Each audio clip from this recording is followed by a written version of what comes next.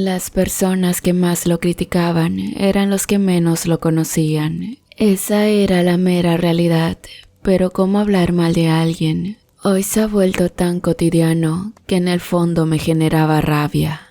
Aunque Federico le restaba importancia, podía decir y hacer mil cosas, pero jamás se molestaba, ni siquiera se enojaba. La verdad que su temperamento tan singular era de admirar. Todos en el colegio se burlaban. «Miren, allá va el tuerto deforme», como un eco se escuchaba por todo el corredor. Para colmo, en una escuela católica, eso agravaba aún más la situación, pero el muchacho no le importaba. Federico era un adolescente muy común, sumamente tranquilo y pacífico. Le gustaba leer sobre historia contemporánea, llamaba las canciones ochenteras. Algunos veían un poco raro que un chico nacido en el 2016 le gustara tanto ese estilo. Pero el muchacho era feliz, no molestaba a nadie, a pesar de ser el centro de críticas. Su mamá, aparte de ser cajera en un bazar, era activista, defendiendo siempre los derechos del medio ambiente, algo que con éxito inculcó en Federico. Su papá, en cambio, era un maquinista en una fábrica de plásticos y si bien era un tipo muy familiero, se pasaba muchas horas encerrado trabajando. No obstante, Federico estaba siendo criado en el seno de una familia de bien, donde los valores estaban a la orden del día y a pesar de los constantes trabas que la vida le había impuesto, nunca se rendía en superarlas. Desde que era pequeño, sus padres se preocuparon demasiado por él. Cada vez que regresaba con el guardapolvo roto, sabían que algo malo había sucedido, y eso no terminaba allí. La cantidad de veces que llegaba con el rostro morado y el cuerpo estropeado, todo por culpa de ese fatídico accidente que marcó su infancia para siempre. Ese evento que fue la bisagra del antes y después en sus vidas. Aunque Federico, desde aquella vez que perdió su ojo, intentó superarse cada día un poco más, pero no imaginaba que pronto todo eso cambiaría. Él había nacido totalmente sano, como cualquier chico normal, pero una semana después de cumplir los 5 años de edad, sufrió un nefasto incidente. Su padre acababa de llegar del trabajo. Estaba tan cansado que accidentalmente olvidó su juego de herramientas sobre la cómoda. Entre ellas había una trincheta. Federico, como todo niño pequeño y travieso, toma el cúter con sus manitos. De repente, su mascota, un juguetón gato siamés, salta de manera inoportuna desde un rincón de la pieza, sorprendiendo a Federico, quien del susto tropieza y cae de espaldas al piso, enterrando el cúter directo en sus ojos. Luego de los gritos y la horrible escena, fue trasladado de urgencia al hospital. Pero por más asistencia que la guardia médica haya intentado, la desgracia ya estaba consumada y Federico acababa de perder la visión de su ojo. Los meses siguientes fueron muy duros para todos. Por un lado, el niño, quien no comprendía por qué ya no veía nada. Y después sus padres, los cuales estaban destrozados, principalmente su papá, quien asumió ser el culpable de todo. El pasar de los años parecía muy de a poco aliviar esas heridas del pasado, aunque en el fondo aquella marca seguía tan intacta como el tajo en su ojo. Federico jamás lo había culpado, pero el pobre hombre nunca logró asimilarlo. Pronto, los años de escuela llegaron y junto a ellos, las bromas de mal gusto aumentaron. Si bien era algo previsible, al joven poco le importó, aunque en realidad un poco debió preocuparse. Todo comenzó una cálida mañana de noviembre, en la cual Federico se dirigía a su clase de gimnasia como cada martes. Solo se había desviado en pasar a buscar a su único amigo, Gastón, quien vivía al otro lado de la cuadra, pero Federico en teoría nunca llegó. La preocupación no se demoró, cuando horas más tarde los padres no lo encontraron en la casa. Asustados, alertaron a las autoridades y buscaron por todos los rincones del barrio, pero de Federico ni rastro. Sus padres no comprendían la situación. Él es un buen chico, jamás haría algo así, no encajaba su perfil con esas reacciones. Pero a pesar de todas estas conjeturas, Federico seguía sin aparecer, nadie podía entenderlo, realmente parecía que la tierra se lo tragó. Pasaron 4 meses desde la desaparición y Federico nunca había regresado. Habían agotado todas las posibilidades para hallarlo, pero no obtuvieron nada. Para la justicia, el joven había realizado abandono de hogar, por lo que no quedaba mucho por hacer. Tal vez, como un tonto consuelo, cada domingo se podía ver a su madre llevarle flores a la Virgencita de la iglesia, donde siempre le exigía lo mismo, que le cuidara a su hijo. Su padre, en cambio, vivía hundido en una depresión galopante, la cual apenas lograba calmar apagando con alcohol toda su ira, al punto de perderse horas y horas sentado en un bar. La pérdida de Federico lo había consumido como un fuego por dentro. Aquellos tiempos de dicha y felicidad habían acabado, la pareja cayó en total desgracia. La casa no solo se veía abandonada y demacrada, estaba sucia, descuidada y en su buzón podía verse la excesiva cantidad de sobres y cartas. Los vecinos comenzaron a preocuparse e intentaron ayudarles, pero no consiguieron mucho.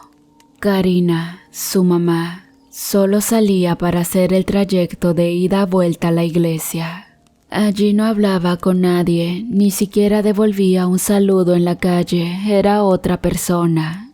Mientras que su marido solo subía a su automóvil para internarse en el bar, hasta que un día, regresando borracho, atropella a un niño en la salida de la escuela pública, al cual por suerte no hirió de gravedad, pero esta situación le valió su licencia y horas en la cárcel.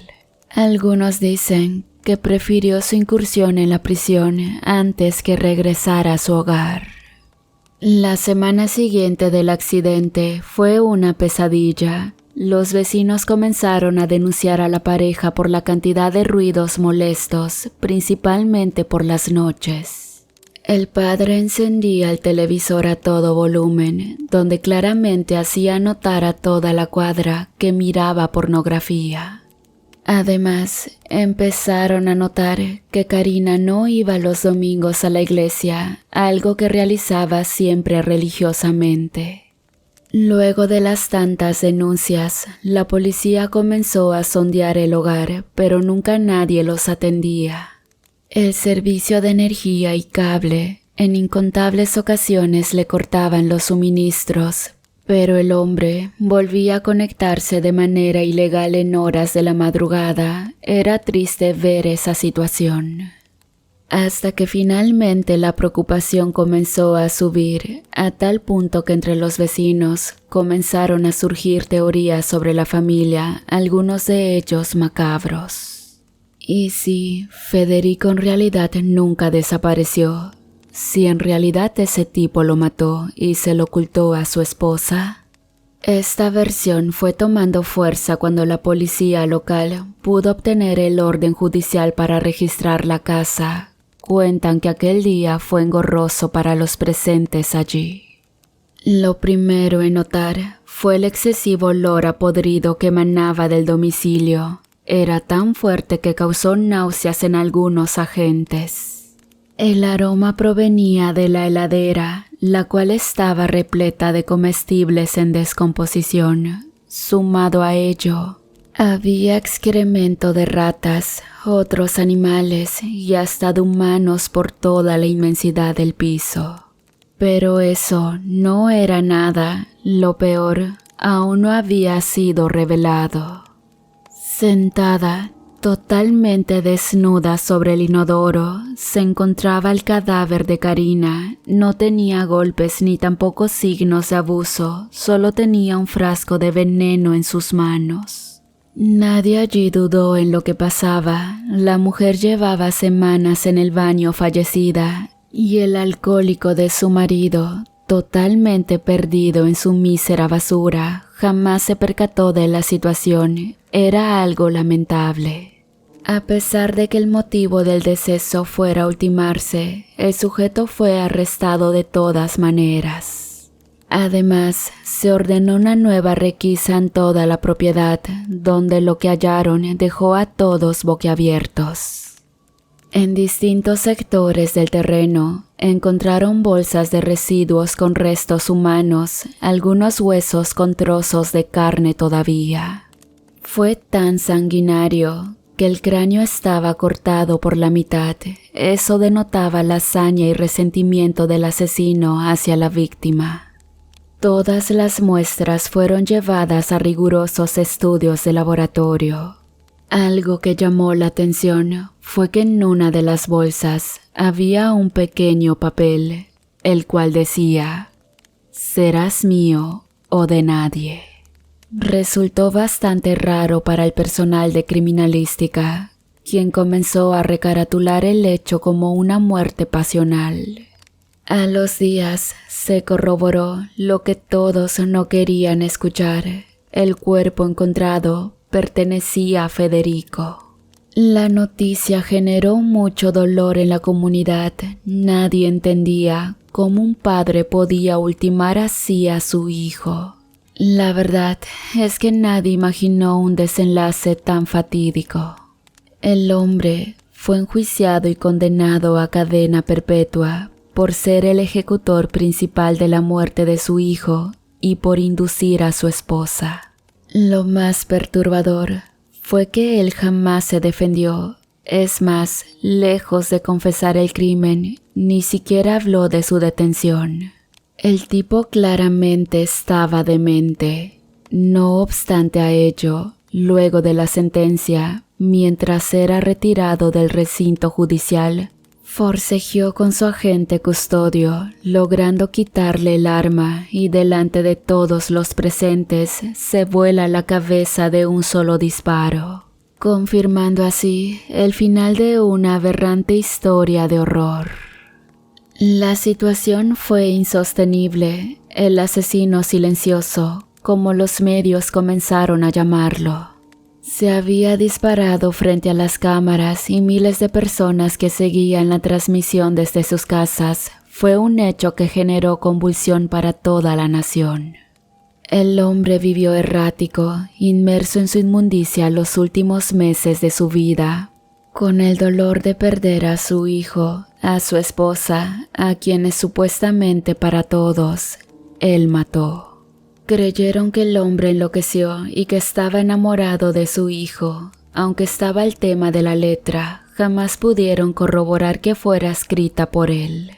Pero a esta altura, hoy ya no importa. Total, el tipo ya estaba muerto. Además, se cumplió todo lo expresado en la carta. Porque Federico no pudo ser mío, pero tampoco será de nadie. Esta carta fue hallada y confiscada 23 años después de la muerte de Federico.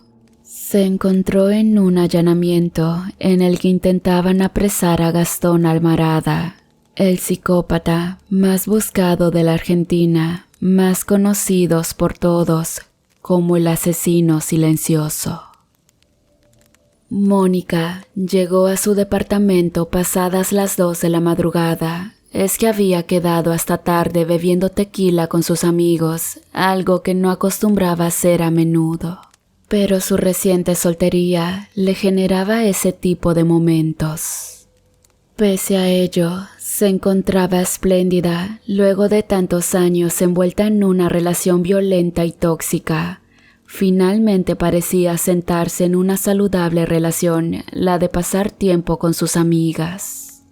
No obstante, Una vez en su piso, abrió minuciosamente la puerta de entrada y a pesar del molesto rechinar de las bisagras, su hermana Malena se había despertado.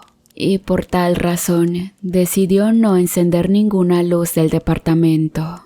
Sigilosamente ingresó al sanitario, quitó su maquillaje y lavó su cara. Luego, sin hacer un solo ruido, se acostó en la cama. Pero a los pocos segundos comenzó a oír un extraño sonido, parecía el quejido de una persona. Desconcertada, intentó oír con más claridad de dónde provenía, pero no lograba captarlo, pues se escuchaba como la forzada respiración de un ahogo. Entonces pensó que podría ser el televisor del vecino, pues al ser las paredes de Durlock muchas veces se escucha con claridad lo que ocurría en el otro cuarto. Le restó importancia, además, ese inquilino solía ser algo extraño. Jamás le había visto el rostro y sinceramente no tenía ánimos de confrontarlo. Así que a pesar de los intensos y molestos gemidos, Mónica logró dormirse de igual manera. Al día siguiente, la muchacha despertó muy temprano en la mañana, preparó café, galletitas con miel y el favorito de su hermana, tostadas con dulce de leche. La esperó con el desayuno por un largo rato, pero extrañamente Malena seguía sin levantarse. Entonces decidió entrar a su cuarto para despertarla. Pero al abrir la puerta, notó la alfombra húmeda con agua. Sorprendida, encendió la luz y allí se percató que la misma estaba empapada en sangre. Asustada, elevó su mirada y con pudor observó el cadáver de su hermana descuartizado sobre la cama. La escena era horrible, las paredes, las sábanas y cortinas estaban cubiertas de sangre, pero eso no lo era todo. Pues en la boca de Malena había un papel enrollado. Se trataba de una carta, la cual Mónica, aterrada, tomó y leyó. Menos mal no aceptaste mi trago, de lo contrario hubieses terminado como tu hermana. En ese momento recordó a un misterioso muchacho, el cual estaba sentado al otro lado de la barra, no dejaba de observarla. Su mirada era extraña, sugerente y claramente perversa. Pese a ello, Mónica lo ignoró. Pero en cierto momento de la velada, el hombre se acercó con 2 copas de vino a su mesa. Sin embargo, la mujer lo rechazó. Esa misma noche, Malena había salido a cenar con algunos amigos. Solo había llegado un poco tiempo antes que Mónica al departamento. Entonces, ¿qué tenía que ver el extraño hombre del bar con el asesinato? Pues, un solo detalle. Lo único limpio que yacía en el cuarto de Malena era una copa llena de vino a un lado del cadáver. La misma que el asesino, horas atrás, le había ofrecido a Mónica. Pero lo más perturbador fue saber que el psicópata siempre había estado cerca de las hermanas. Un extraño llamado Gastón Almarada, un vecino conocido por muchos como el asesino silencioso.